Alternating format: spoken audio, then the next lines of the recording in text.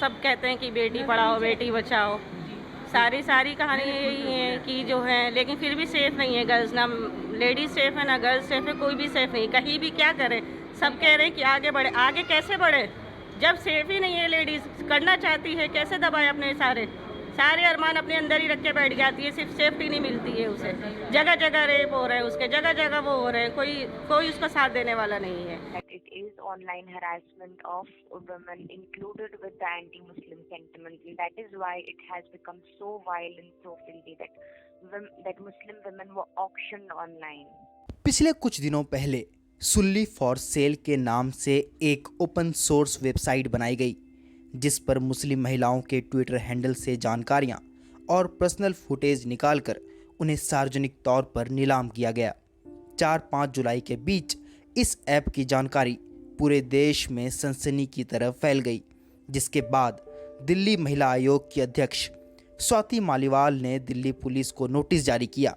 फिर 8 जुलाई को दिल्ली पुलिस ने इस मामले के खिलाफ शिकायत दर्ज की। आफरीन फातिमा खान और आमना भी इस घटना की शिकार बनी। दोनों ने इस घटना पर सिलसिलेवार ढंग से बातचीत के दौरान बताया, It is a very toxic and very criminal and very violent combination of misogyny and Islamophobia. Yes. And I also do not believe that these are like, fringe elements of the society. I think these fringe elements have been given so much impunity that they have become the mainstream. Yeah. Through all the political power and everything. Yeah. Yes. And it is very important to treat them as it is important to keep them in check, to ensure that they do not enjoy this kind of impunity. And for that, it is very important for the majority to wake up from its slumber, to question these people who are doing all this in the name of their religion. The government and the state should feel guilty and should feel humiliated for letting something of this sort happen and not taking any cognizance and not taking any action. पिछले कुछ सालों से भारत के अंदर मुस्लिम लड़कियां और महिलाएं खुलकर सामाजिक मुद्दे पर अपनी राय रखती हैं। उसी के खिलाफ धर्म की आड़ में कट्टरपंथी विचारधारा के लोग इन मुस्लिम लड़कियों को निशाना बनाते हैं। लेकिन सबसे बड़ी चिंता की बात यह है कि खुद मुस्लिम समुदाय के अंदर कुछ रूढ़िवादी मानसिकता के लोग आज भी लड़कियों को स्वतंत्रता पूर्वक अपनी बात रखने की आज़ादी नहीं दे रहे। जो वुमेन आगे आ रही हैं, I am very happy that Muslim women are coming ahead and they are speaking up, but from external forces, I am more disappointed by internal forces. The community I belong to, within the community we have a certain kind, a very very regressive people who want to control women in such a bad manner कि they don't allow us to speak. If we talk about women right, Muslim women right, हमको जो face करना पड़ता है ना within community, like the triple तलाक का जिन्होंने अभी केस लड़ा है, वो 5 औरतों की अगर आप कहानी पढ़ोगे तो उनको बाइकआउट किया हुआ है पूरी सोसाइटी ने। आज के समय देश में मुस्लिम महिलाओं के खिलाफ खुलकर हिंदू कट्टरपंथी विचारधारा के लोग बोल रहे हैं। पिछले कुछ दिनों पहले हरियाणा के पटौदी शहर में हुए हिंदू महापंचायत के दौरान राम भक्त गोपाल ने क्या कहा, वो सुनिए। हमारी बहनों को ले जा सकते हैं, तुम उनकी को उठा के ले जा सकते हो। अरे तुम्हें तो नाम बदलने की भी जरूरत नहीं है। अरे तुम सलमा को नहीं ला सकते क्या? उन बहन बेटियों को हलाला से, इबादत से आजादी तो दिलाओ, उनको सम्मान से सनातन धर्म में लाओ।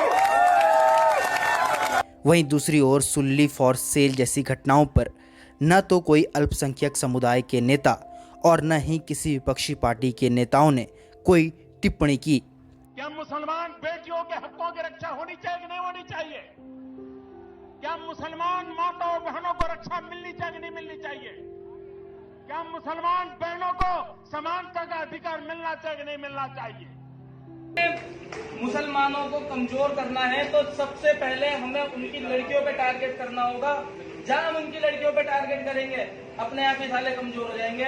Because there are speeches by ministers of the Bharatiya Janata Party that have called for violence against Muslim women. They've said that in fact, their ideologue Savarkar has justified rape as a political tool.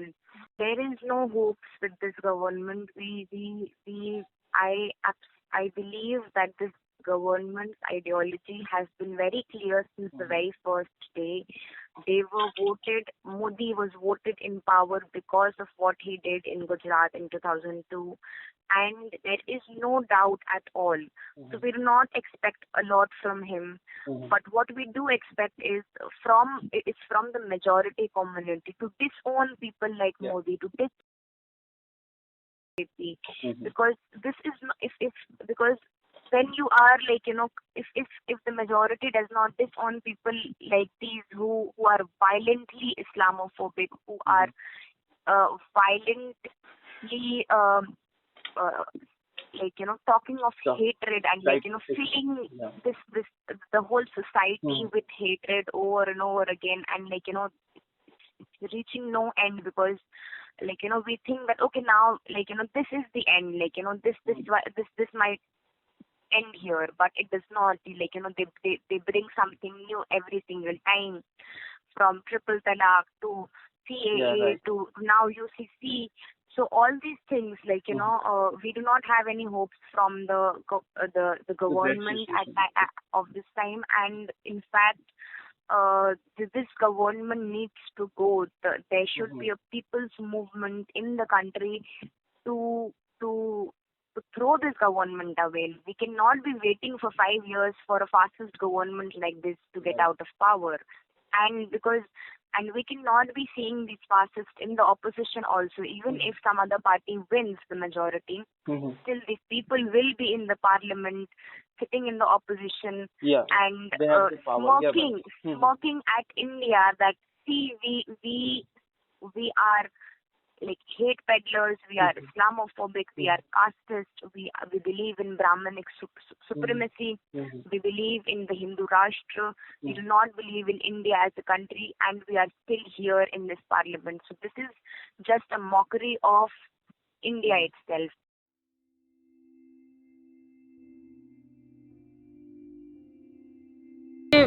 इन लोगों को तो सोच समझ के करना चाहिए, क्योंकि इनकी जो माँ बहनें भी हैं घर पे, इस तरह से तो करना नहीं चाहिए। कोई भी तकलीफ़, देखिए हम भी इंसान हैं, वो भी इंसान है। अल्हम्दुलिल्लाह, अल्लाह का शुक्र है, हमें अल्लाह पाक ने इंसान बनाया है। लेडीज सेफ है ना गर्ल्स सेफ है, कोई भी सेफ नहीं। कहीं भी क्या करें, सब कह रहे हैं कि आगे बढ़े, आगे कैसे बढ़े जब सेफ ही नहीं है लेडीज़। राष्ट्रवादी पार्टी के सह में रहकर धार्मिक कट्टरपंथी विचारधारा के लोगों ने समाज का इतना नुकसान तो कर ही दिया है कि अब महिलाओं और लड़कियों के खिलाफ हो रहे अत्याचार भी धार्मिक हो चुके हैं। गिटहब ऐप, जिसे सुल्ली डील्स ऐप के नाम से भी जाना गया, उसमें जिस तरीके से मुस्लिम समुदाय की लड़की और औरतों को निशाना बनाया गया, उससे साफ जाहिर है कि इस देश में कुछ ऐसे भी लोग हैं जो मुस्लिम समुदाय के औरत और लड़कियों को आगे बढ़ते हुए देखना पसंद नहीं करते हैं। ऐसी घटनाओं के पीछे हमेशा उन ताकतों का हाथ रहता है जिनके ऊपर किसी न किसी राजनीतिक दल का साया बना रहता है। दरअसल किसी ने खूब कहा है कि ये खामोश मिजाज तुम्हें जीने नहीं देगी, इस दौर में जीना है तो कोहराम मचा दो। पीयूष कुमार की रिपोर्ट, दिल्ली से द हेडलाइन के लिए।